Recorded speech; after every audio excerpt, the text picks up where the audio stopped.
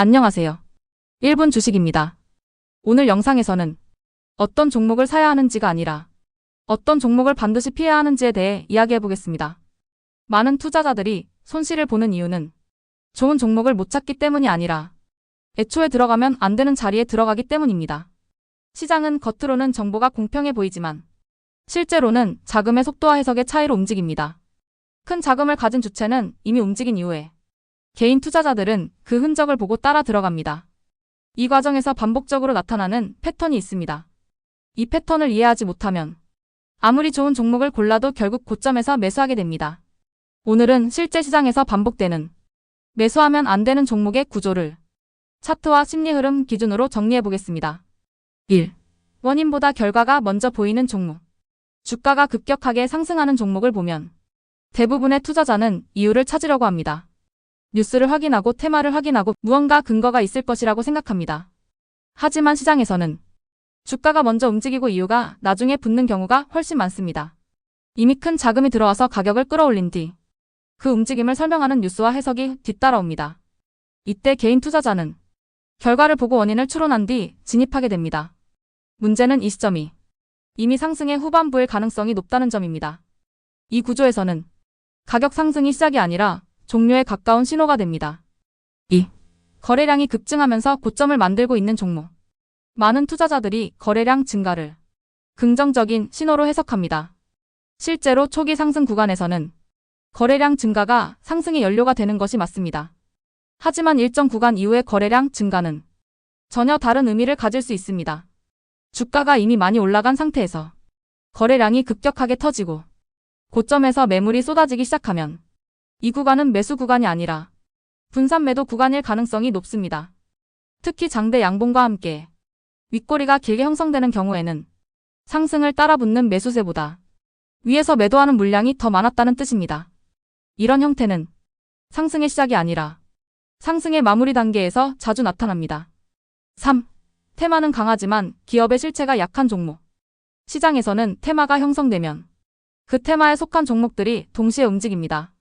하지만 그 안에서도 실제 수혜 가능성이 높은 기업과 단순히 이름이나 이미지로 묶인 종목이 구분됩니다.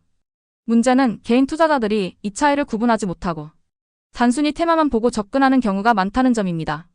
예를 들어 에너지, 원자재, 전쟁 관련 테마가 형성되면 실제 사업 구조상 영향을 받는 기업이 있는 반면 단순히 이름이나 과거 이력 때문에 묶이는 종목도 있습니다.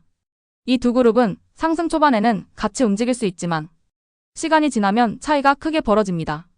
실체가 있는 기업은 추가적인 수급과 해석이 붙으면서 유지되지만 실체가 약한 종목은 수급이 빠지는 순간 급격하게 하락합니다. 4. 모든 정보가 공개된 이후에 움직이는 종목.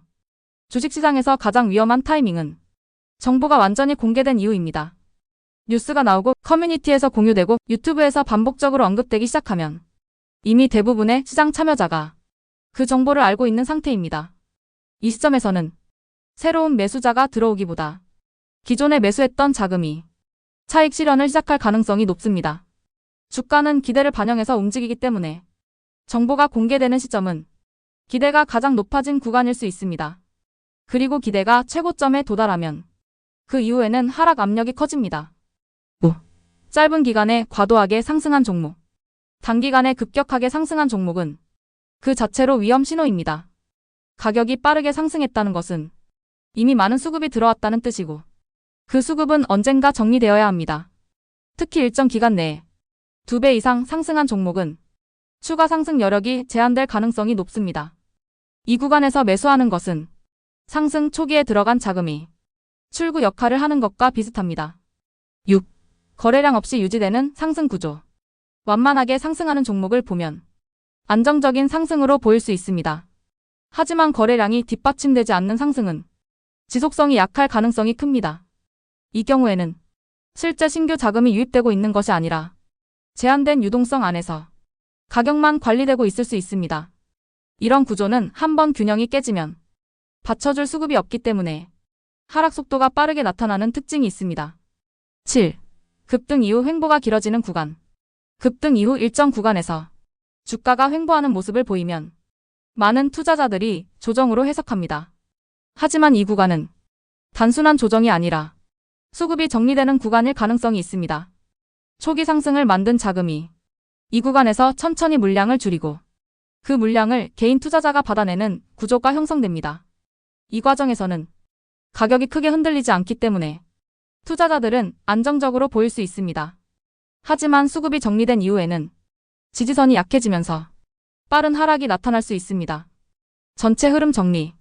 매수하면 안 되는 종목의 특징은 단순히 한 가지 요소로 판단할 수 있는 것이 아니라 여러 구조가 동시에 나타나는 경우가 많습니다. 이미 상승이 진행된 상태에서 거래량이 증가하고 테마가 과열되며 정보가 널리 퍼지고 가격이 횡보하기 시작한다면 이 구간은 기회가 아니라 위험 구간일 가능성이 높습니다. 마지막 정리.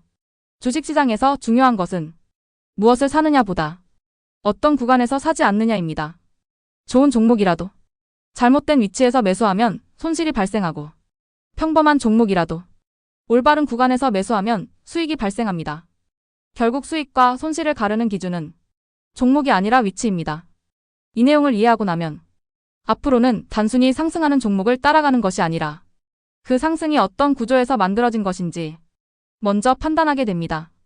그 순간부터 불필요한 매수를 줄이고 손실을 크게 줄일 수 있습니다. 구독과 좋아요를 눌러주세요.